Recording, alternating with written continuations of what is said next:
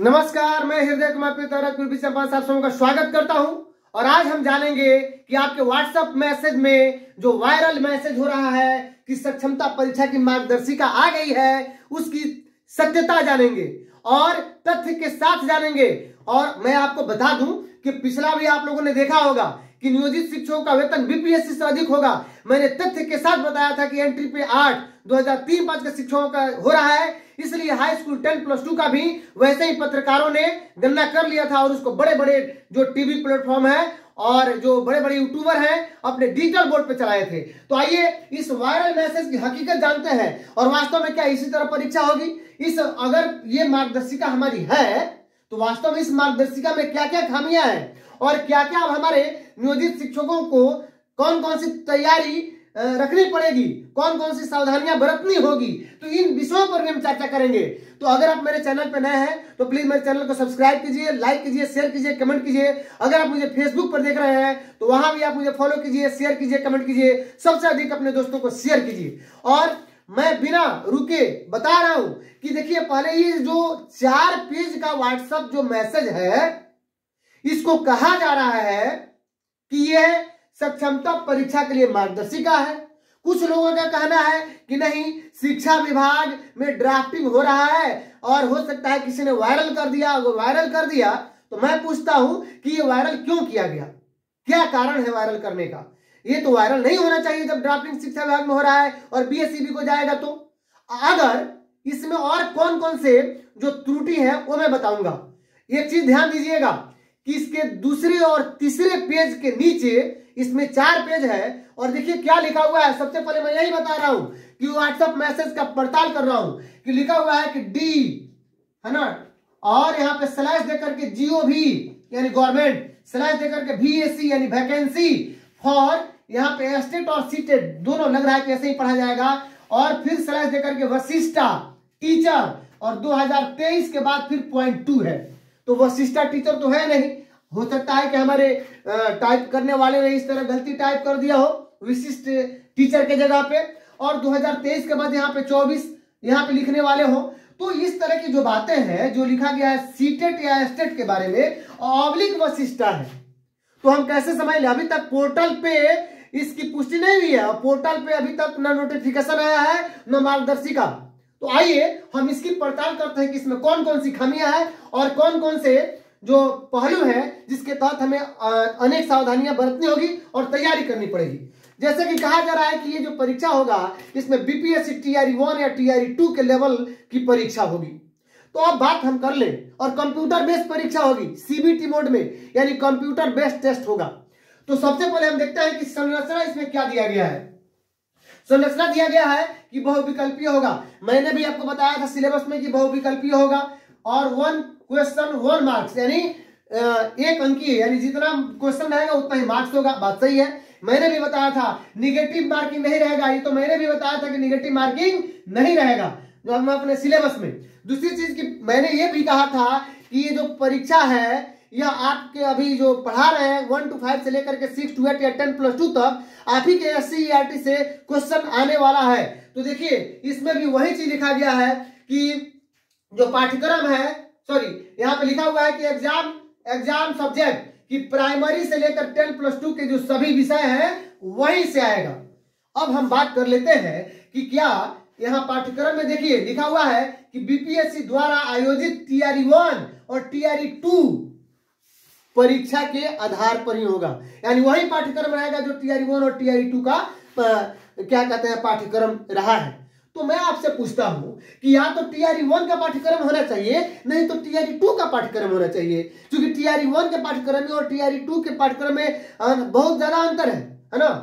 There are great differences. अब आगे मैं देख रहा हूं कि क्या क्या अंतर है, इसको हम जानने की कोशिश करेंगे।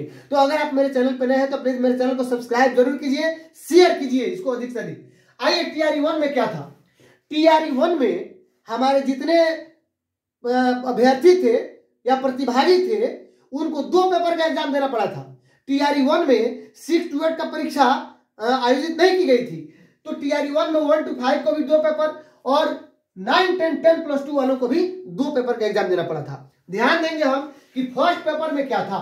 तो फर्स्ट पेपर में आपको 100 मार्क्स का क्वेश्चन रहता था और टाइम उसका भी 2 घंटा था। उसमें से 25 नंबर का इंग्लिश रहता था और 75 नंबर का जो दूसरा लैंग्वेज सब्जेक्ट है, जैसे कि आप संस्कृत है, भोजपुरी है, उर्दू है, इसको चुन सकते थे। तो ये सारे सब्जेक्ट थे। तो ये जो फर्स्ट पेपर था यह पहला से लेकर के और 10+2 तक, यानी 1 to 5 के लिए भी और 9, 10+ और 10+2 को भी देना था। यह अनिवार्य था सबके लिए। ये लैंग्वेज सब्जेक्ट था। लैंग्वेज में 2 तरह का लैंग्वेज था। अब आगे बता रहे हैं कि सेकंड पेपर क्या था।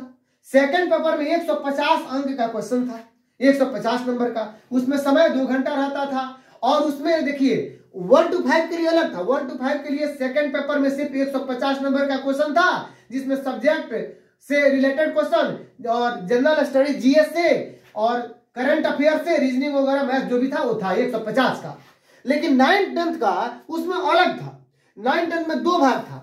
पहला भाग में 100 नंबर का यानी 100 क्वेश्चन था, जिसमें उनके सब्जेक्ट से क्वेश्चन पूछा गया था, जबकि आपको सेकंड पेपर में 50 नंबर का जो करंट अफेयर्स, रीजनिंग, जीएस वगैरह से क्वेश्चन पूछा गया था। तो अब हम बात करते हैं क्या इस आधार पर परीक्षा होगी।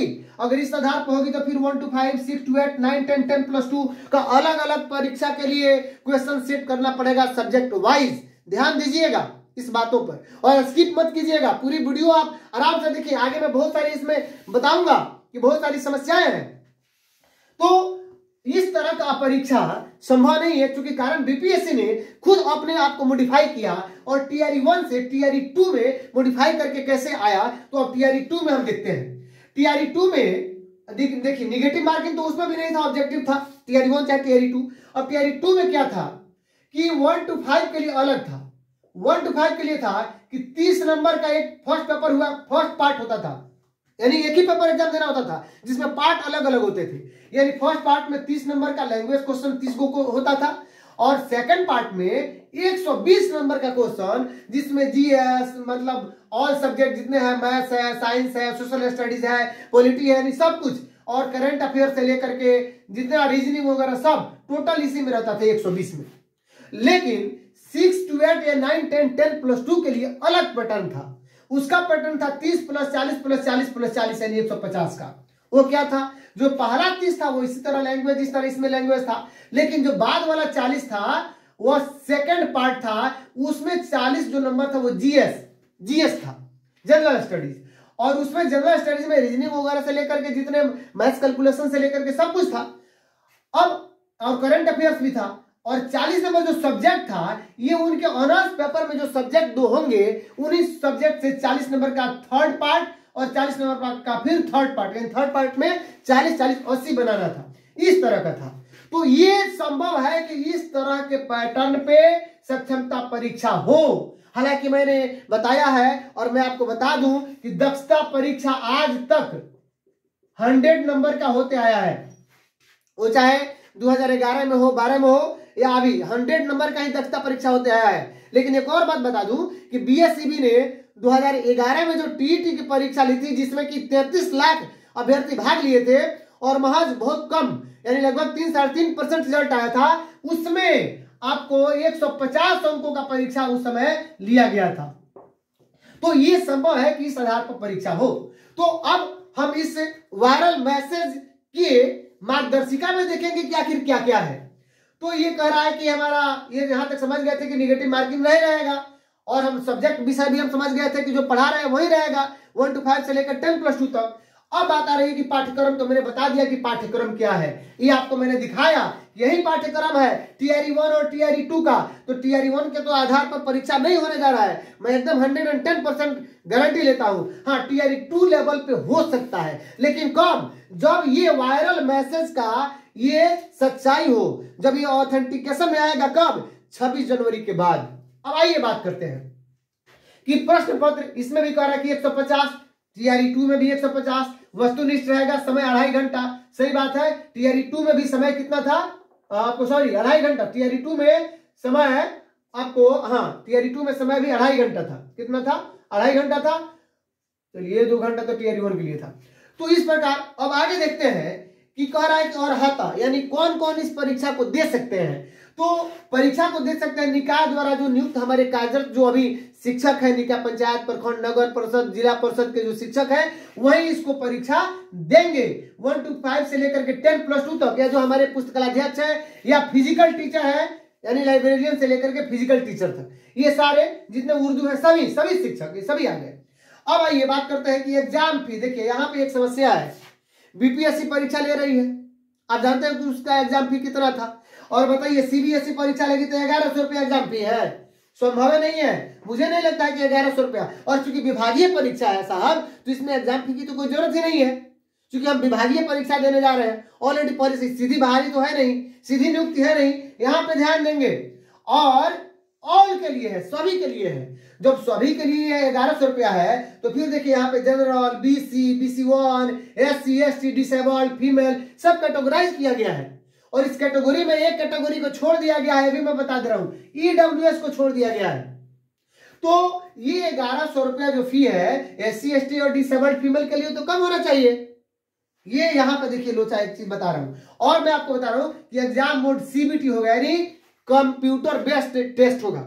ध्यान दीजिए कि 12-13 लाख अभ्यर्थी थे बीपीएससी TRE 2 में, तो CBT हुआ ही नहीं। और हमारे 3 से 3.5 लाख मात्र शिक्षक है, तो उनका CBT टेस्ट कैसे होगा? यह भी एक सोचनीय विषय है, चिंतनीय है। आगे बता रहे हैं आपको कि प्रमाण पत्र उत्तीर्णांक पहले समझ लीजिए। ये मैंने भी बताया था, उत्तीर्णांक ±1% का इधर उधर हो सकता है उत्तीर्णांक। ये देखिए जनरल के लिए 40% कहा गया है, BC के लिए 36.5%, BC1 के लिए 34%, SC, ST, डिसेबल्ड या फीमेल के लिए 32% और EWS के लिए नहीं बताया गया है। देखिए यहाँ पे एक छूट गया है ना, ये कमन एक एरर यहाँ पे आ रहा है।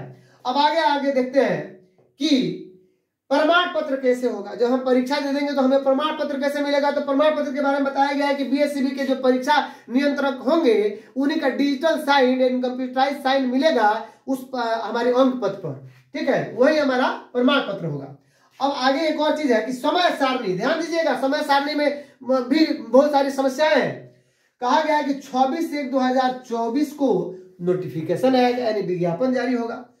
अब ऑनलाइन अप्लाई कहिया होगा, कब होगा, तो 1/2/24 से लेकर के 15/2/24 यानी 1 फरवरी से 15 फरवरी तक।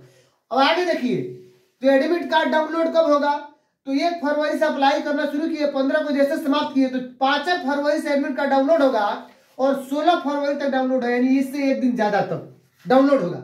और डाउनलोड करने के बाद फिर जानते हैं क्या करना होगा, कह रहा है कि 6 फरवरी से लेकर के, यानी 5 को जो अप्लाई कर दिया वो 6 को डाउनलोड करेगा, है ना, 7 को करेगा।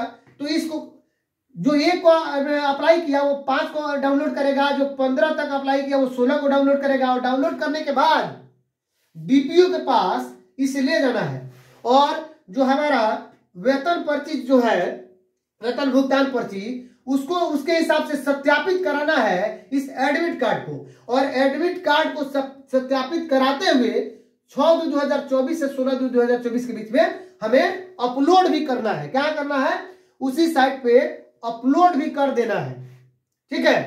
अब जब आप अपलोड कर देंगे तो अब देखिए, एक तो सत्यापित करा लिए, ओरिजिनल हमारे पास रह जाएगा, अपलोड कर दिए उसका मतलब उसका स्कैन करा करके।